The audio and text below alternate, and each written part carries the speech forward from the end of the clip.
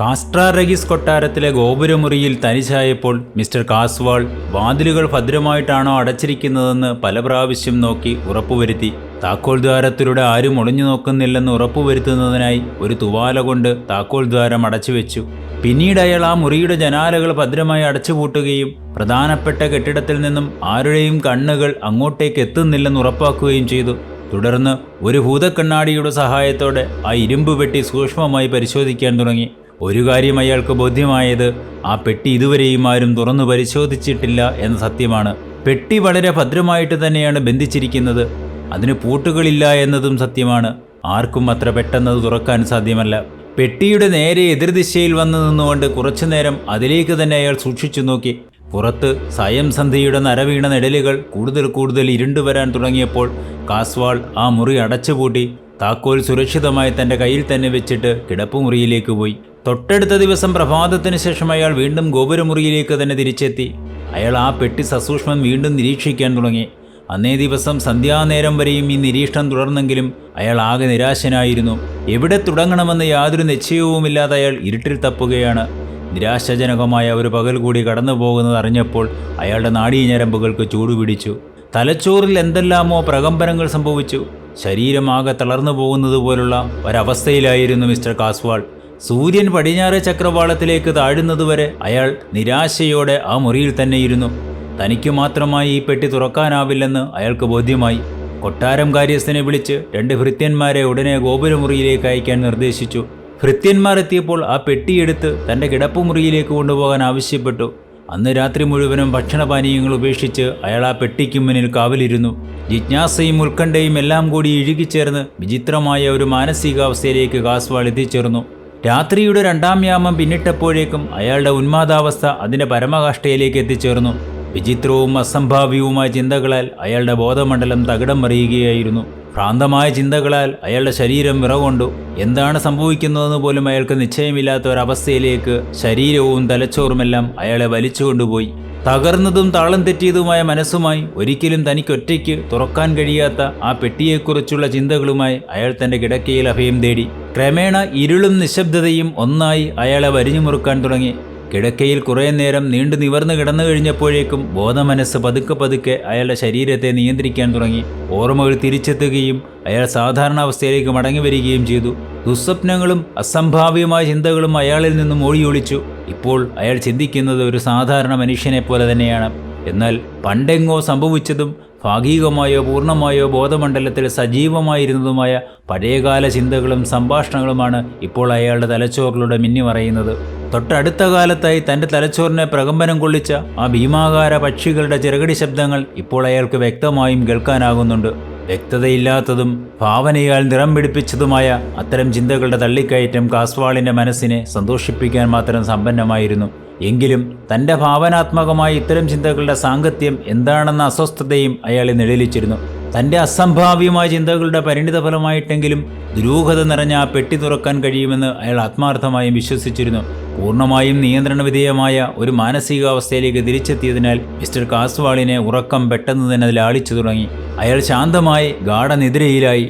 അയാളുടെ ശരീരവും മനസ്സും കൂടുതൽ തെളിമയുള്ളതും ഋജുവായ ഒരു പാതയിൽ കൂടി തന്നെ സഞ്ചരിക്കുന്നതുമായിരുന്നു. അത്തരമൊരവസ്ഥയിൽ അത്ഭുതകരമായ മാറ്റങ്ങളാണ് ഉറക്കം അയാളുടെ ശരീരത്തിൽ സൃഷ്ടിച്ചത്. മറ്റേതോ അദൃശ്യശക്തിയുടെ സ്വാധീനത്താൽ എന്ന പോലെ ഗാഢനിദ്രയിൽ നിന്നും അയാൾ എഴുന്നേറ്റു. ആ വലിയ പെട്ടി ഒറ്റയ്ക്ക് പൊക്കിയെടുത്ത് ഓക്കുമരം കൊണ്ട് നിർമ്മിച്ചിരുന്ന ഒരു മേശയുടെ മേൽ പൊക്കിവെച്ചു. അതിൻ്റെ മുകളിൽ അടുക്കി വെച്ചിരുന്ന അമൂല്യമായ പുസ്തകങ്ങൾ മുൻപ് തന്നെ മറ്റൊരിടത്തേക്ക് മാറ്റിയിരുന്നു. അസാമാന്യമായ ഭാരമുണ്ടായിരുന്ന ആ പെട്ടി തനിച്ച് ആ ഓക്കുമരത്തിൻ്റെ മേശയുടെ മുകളിലേക്ക് എടുത്തു വയ്ക്കാൻ തനിക്ക് കഴിഞ്ഞതിൻ്റെ കരുത്തിൻ്റെ യഥാർത്ഥ ചിത്രം അപ്പോഴും അജ്ഞാതമായി തുടർന്നു.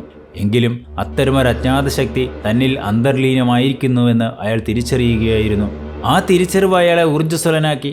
വളരെ വേഗത്തിൽ തന്നെ അയാൾ പ്രവർത്തിച്ചു തുടങ്ങി. പ്രയാസമേറിയ എല്ലാ ജോലികളും അനായാസേന ചെയ്തു തീർക്കാൻ ഇപ്പോൾ അയാൾക്ക് കഴിയുന്നുണ്ട്. എല്ലാം ഏതോ മാന്ത്രിക ശക്തിയാൽ എന്ന പോലെയാണ് സംഭവിക്കുന്നതെന്ന് അയാൾക്ക് നല്ല ബോധ്യമുണ്ടായിരുന്നു. പെട്ടെന്ന് തന്നെ കാസ്വാൾ തൻ്റെ കിടപ്പറയുടെ വാതിൽ തള്ളി തുറക്കുകയും ആ കൂറ്റൻ പെട്ടി തൻ്റെ ചുമലിലേക്ക് എടുത്തു വെച്ച് നേരെ ഗോപുരമുറിയിലേക്ക് പോവുകയും ചെയ്തു. ഏതോ അദൃശ്യമായ കരങ്ങളുടെ അസാധാരണ കരുത്താണ് തന്നെക്കൊണ്ട് ഈ പ്രവൃത്തികളെല്ലാം ചെയ്യിക്കുന്നതെന്ന് ഓർത്തപ്പോൾ അയാൾക്ക് അത്ഭുതമാണ് തോന്നിയത്. എങ്കിലും ആ ശക്തിയുടെ ഉറവിടം എവിടെ നിന്നാണെന്ന സത്യം അപ്പോഴും അയാൾക്ക് അജ്ഞാതമായിരുന്നു. കരുത്തരായ 2 ഭൃത്യന്മാർക്ക് പോലും വളരെ ആയാസകരമായ പ്രവൃത്തിയായിരുന്നു ആ പെട്ടി ചുമന്നുകൊണ്ട് തൻ്റെ കിടപ്പുമുറിയിലേക്ക് പോവുകയെന്നത്. അവരുടെ കഷ്ടപ്പാടുകൾ താൻ നോക്കിക്കണ്ടതുമാണ്. ഗോപുരവാതിലുകൾ ഭദ്രമായി തന്നെ അടച്ചിട്ടുണ്ടോ എന്ന് അയാൾ പല പ്രാവശ്യം നോക്കി ഉറപ്പുവരുത്തി. ഇതിനോടകം തന്നെ അയാളിൽ പ്രവർത്തിച്ചുകൊണ്ടിരിക്കുന്ന അദൃശ്യമായ ശക്തിയുടെ സഹായത്താൽ എന്ന പോലെ മലർക്കെ തുറന്ന ആ പെട്ടിയിൽ നിന്നും അതിൽ സൂക്ഷിച്ചിരുന്ന വിചിത്രമെന്ന് പ്രത്യക്ഷത്തിൽ തോന്നിക്കുന്ന സകലമാന സാമാനങ്ങളും അയാൾ പുറത്തെടുത്ത് വെച്ച് സൂക്ഷ്മമായി പരിശോധിക്കാൻ തുടങ്ങി. അവയിൽ ഏറിയ പങ്കും ലോഹങ്ങളിലും സ്ഫടിക കഷ്ണങ്ങളിലും നിർമ്മിച്ചതായിരുന്നു. താനിപ്പോഴും അഗാധമായ ഉറക്കത്തിൽ തന്നെയാണെന്നും തന്നെക്കൊണ്ട് ഈ വക പ്രവൃത്തികളെല്ലാം ചെയ്യിക്കുന്നത് അജ്ഞാതമായ മറ്റേതോ കരങ്ങളാണെന്നും കാസ്വാളിന് നല്ല ബോധ്യമുണ്ടായിരുന്നു. പെട്ടിയിലുണ്ടായിരുന്ന മുഴുവൻ സാധനങ്ങളും പുറത്തെടുത്ത് വെച്ച് കഴിഞ്ഞപ്പോൾ അതൊന്നൊന്നായി എടുത്ത് കൂട്ടിയോജിപ്പിക്കാൻ തുടങ്ങി.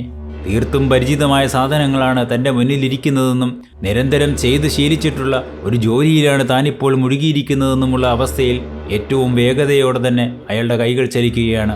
ഓരോ പ്രവൃത്തിയും ഏകാഗ്രതയോടെ ചെയ്തു തീർക്കാൻ അയാൾക്ക് കഴിഞ്ഞെങ്കിലും പതുക്കെ അയാളുടെ കരുത്ത് ചോർന്നു പോവുകയും അയാൾ ഗാഢമായ ഉറക്കത്തിലേക്ക് വഴുതിപ്പോവുകയും ചെയ്തു. തൊട്ടടുത്ത ദിവസം പ്രഭാതത്തിൽ മിസ്റ്റർ കാസ്വാൾ ഉറക്കമുണർന്നത് തികച്ചും ഉന്മേഷവാനായിട്ടായിരുന്നു. അയാൾ കട്ടിലിൽ ഇരുന്നു കൊണ്ട് ചുറ്റിനും കണ്ണോടിച്ചു. അയാളുടെ മനസ്സ് ശാന്തമായിരുന്നു. അയാളുടെ കണ്ണുകൾ പെട്ടെന്ന് ഉടക്കി നിന്നത് ആ പെട്ടിയിലാണ്. അതപ്പോൾ പൂട്ടിയ നിലയിലായിരുന്നു. അയാൾ തൻ്റെ കിടപ്പുമുറിയുടെ വാതിൽ തുറന്ന് നേരെ ഗോപുരമുറിയിലേക്ക് നടന്നു. അവിടെ ചെന്നപ്പോഴും പ്രത്യേകതകളൊന്നും ഉണ്ടായതായി അയാൾക്ക് അനുഭവപ്പെട്ടില്ല. കഴിഞ്ഞ വൈകുന്നേരം ആ മുറി എങ്ങനെയായിരുന്നുവോ അങ്ങനെ തന്നെ ഇപ്പോഴും അയാൾക്ക് അനുഭവപ്പെട്ടു. അയാൾ ആകാശത്തേക്ക് കണ്ണുകൾ പായിച്ചു. അവിടെ തൻ്റെ ഭീമൻ പട്ടം ചാഞ്ചാടി കളിക്കുന്നു. നല്ല കാറ്റ് വീശുമ്പോൾ അത് തുള്ളിച്ചാടി അകലേക്ക് പായുന്നു.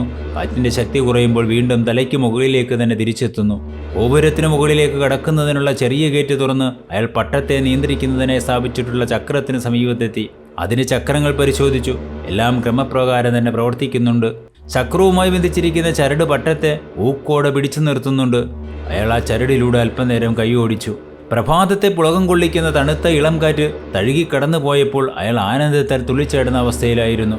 കഴിഞ്ഞ രാത്രിയിൽ തനിക്കനുഭവപ്പെട്ട അസാധാരണമായ ശക്തിവിശേഷം പക്ഷേ തൻ്റെ നിത്യമായ ജീവിതത്തിലെ കാഴ്ചകളിലും സംഭവങ്ങളിലും യാതൊരു മാറ്റവും ഉണ്ടാക്കിയിട്ടില്ലെന്നും അയാൾക്ക് ബോധ്യമായി. കുറച്ചുനേരം അവിടെ നിന്നതിന് ശേഷം അയാൾ വീണ്ടും തൻ്റെ കിടപ്പറയിലേക്ക് തന്നെ മടങ്ങി വന്നു. തിരികെ എത്തിയപ്പോഴേക്കും അയാൾക്ക് നല്ല ക്ഷീണം അനുഭവപ്പെട്ടു. അയാൾ കിടക്കയിൽ കിടന്നു. പെട്ടെന്ന് തന്നെ ഗാഢമായ ഉറക്കത്തിലേക്ക് വഴുതിപ്പോവുകയും ചെയ്തു. വളരെ നേരം അങ്ങനെ ഗാഢമായ ഉറക്കത്തിലായിരുന്ന കാസ്വാൾ പിന്നീട് ഉറക്കമുണർന്ന് സ്വാദിഷ്ടമായ ഭക്ഷണം കഴിച്ചതിന് ശേഷം അയാൾ വീണ്ടും ഉറക്കത്തിലേക്ക് തന്നെ ആണ്ടുപോയി. വീണ്ടും ഉറക്കമുണരുമ്പോൾ അയാൾ മറ്റേതോ ലോകത്ത് അകപ്പെട്ടു പോയ പ്രതീതിയിലായിരുന്നു. ചുറ്റിനും കഠിനമായ അന്ധകാരം തന്നെ. താൻ എവിടെയാണ് അകപ്പെട്ടു പോയിരിക്കുന്നതെന്ന് അയാൾക്ക് തന്നെ നിശ്ചയമില്ലാത്ത അവസ്ഥയിലാണ്. തൻ്റെ തലച്ചോറിൽ എന്തെല്ലാമോ വിചിത്രമായ സംഭവങ്ങൾ അരങ്ങേറുന്നുണ്ടെന്നും ചില അവസരങ്ങളിലെങ്കിലും താൻ മറ്റൊരാളായി മാറുന്നുണ്ടെന്നും കാസ്വാളിന് ബോധ്യമുണ്ടായിരുന്നു. ഇത്തരത്തിലുള്ള പ്രവൃത്തികൾ ഒന്നുകിൽ തൻ്റെ തന്നെ സർവനാശത്തിന് കാരണമാവുകയോ അല്ലെങ്കിൽ ഒളിഞ്ഞുകിടക്കുന്ന ദുരൂഹതകളിലേക്ക് വെളിച്ചം വീശുകയോ ചെയ്യുമെന്ന് അയാൾക്ക് ഉറപ്പുണ്ടായിരുന്നു. ഈ വിധ ചിന്തകൾ അയാളെ ആ വലിയ പെട്ടിയിൽ നിന്നും ശ്രദ്ധയെ മാറ്റി നിർത്തുന്നതിലേക്കാണ് എത്തിച്ചത്. തൻ്റെ തന്നെ കൊട്ടാരത്തിലെ പുരാവസ്തുക്കളിലേക്ക് ആണ്ടിറങ്ങി പരതി നോക്കാനാണ് ഇപ്പോൾ അദ്ദേഹത്തിന് താല്പര്യം തോന്നിയത്. തൻ്റെ തന്നെ സൃഷ്ടിയായ ഭീമൻ പട്ടത്തിൻ്റെ പ്രവർത്തനങ്ങളുമായി ബന്ധിപ്പിക്കാൻ അനുയോജ്യമായ എന്തെങ്കിലും ഒന്ന് ആ പുരാവസ്തുക്കൾക്കിടയിൽ ഉണ്ടാകുമെന്ന് അയാൾ കണക്കുകൂട്ടി. നിലവിൽ പട്ടവുമായി ബന്ധിപ്പിച്ചിട്ടുള്ള റണ്ണറുകളെക്കുറിച്ചും അയാൾ ചിന്തിക്കുന്നുണ്ടായിരുന്നു. തൻ്റെ പ്രവർത്തനങ്ങളെ മുന്നോട്ട് കൊണ്ടുപോകാൻ പര്യാപ്തമായ വിധത്തിൽ എന്തെങ്കിലും അപൂർവമായ ഒരു വസ്തു ആ കൊട്ടാരത്തിലെ നിലവറയിലെ വിശിഷ്ട സാധനങ്ങളിൽ നിന്ന് കിട്ടുമെന്ന് തന്നെ അയാൾ വിശ്വസിച്ചു. ആ തിരച്ചിലിനൊടുവിൽ അയാളുടെ കണ്ണുകൾ ചെന്ന് പതിച്ചത് ഒരു ചെറിയ വിഗ്രഹത്തിലായിരുന്നു. പൗരാണിക കാലത്തെങ്ങോ ഈജിപ്ഷ്യൻ ജനത ആരാധിച്ചിരുന്ന ഏതോ ദൈവത്തിൻ്റെ വിഗ്രഹമായിരുന്നു അത്. ബെസ് എന്നായിരുന്നു അതിൻ്റെ പേര്. പ്രകൃതിയുടെ നാശത്തിൻ്റെ കാരണക്കാരനായിട്ടാണ് ഈ ദൈവത്തെ ഈജിപ്തുകാർ അക്കാലത്ത് കണ്ടിരുന്നതും ആരാധിച്ചിരുന്നതും. എഡ്ഗാർ കാസ്വാളിൻ്റെ വിചിത്രവും പൗരാണികത നിറഞ്ഞതുമായ സ്വഭാവ വൈചിത്ര്യങ്ങളുമായി പൊരുത്തപ്പെടുന്നതായിരുന്നു ബെസ് എന്ന ആ വിഗ്രഹത്തിൻ്റെ ചരിത്രവും. അതുകൊണ്ട് തന്നെ വിചിത്രമായ രൂപസവിശേഷതകളുണ്ടായിരുന്ന വിഗ്രഹം അയാളെ വല്ലാതെ ആകർഷിച്ചു. കാഴ്ചയിൽ അതൊരു ചെറിയ വിഗ്രഹമായിരുന്നെങ്കിലും കരിങ്കല്ലിൽ പണിതിരുന്ന അതിൻ്റെ ഭാരം വളരെ കൂടുതലായിരുന്നു. ഈ ഭാരക്കൂടുതൽ കാസ്വാളിന് ആനന്ദം നൽകുന്ന ഒന്നായിരുന്നു. അയാൾ ആ വിഗ്രഹത്തെ തലങ്ങും വിലങ്ങും പരിശോധനയ്ക്ക് വിധേയമാക്കി. തൻ്റെ ഭൂതക്കണ്ണാടിയുടെ സഹായത്തോടെ അതിൻ്റെ നിർമ്മിതിയെക്കുറിച്ച് അയാൾ ഗവേഷണം തന്നെ നടത്തി.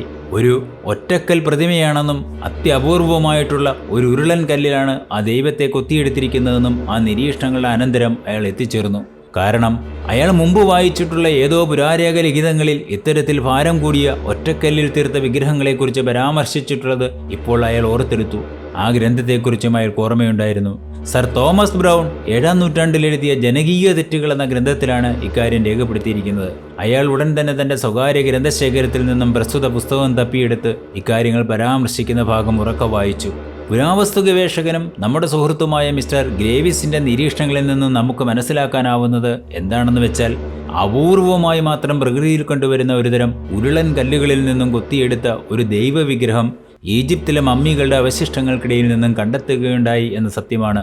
ഈ ചെറുവിഗ്രഹത്തിന്റെ പഴക്കം ഏതാണ്ട് 2000 വർഷത്തിനും അപ്പുറത്താണെങ്കിലും ഇപ്പോഴും അതിന്റെ പുതുമയ്ക്ക് യാതൊരു കോട്ടവും തട്ടിയിട്ടില്ല എന്നത് അത്ഭുതകരമായ ഒന്നാണ്. കാസ്വാൾ പുസ്തകം മടക്കി വെച്ച് ചിന്താമഗ്നനായി ഈ ചെറുവിഗ്രഹത്തിന്റെ വിചിത്രമായ രൂപഭാവാദികളും അതിന്റെ ചരിത്രവും തന്റെ ഇപ്പോഴത്തെ മാനസികാവസ്ഥയുമായി സമരസപ്പെടുന്നതാണെന്ന് അയാൾ വേഗം തിരിച്ചറിഞ്ഞു.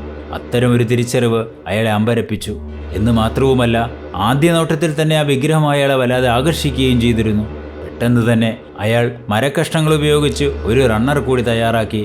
എന്നിട്ട് ആ റണ്ണറിലേക്ക് ആ വിഗ്രഹത്തെ കെട്ടിവെച്ച് തൻ്റെ സന്ദേശവാഹകൻ എന്ന നിലയിൽ അന്തരീക്ഷത്തിൽ തത്തിക്കളിച്ചിരുന്ന ഭീമൻ പട്ടത്തിലേക്ക് വലിച്ചു കയറ്റി.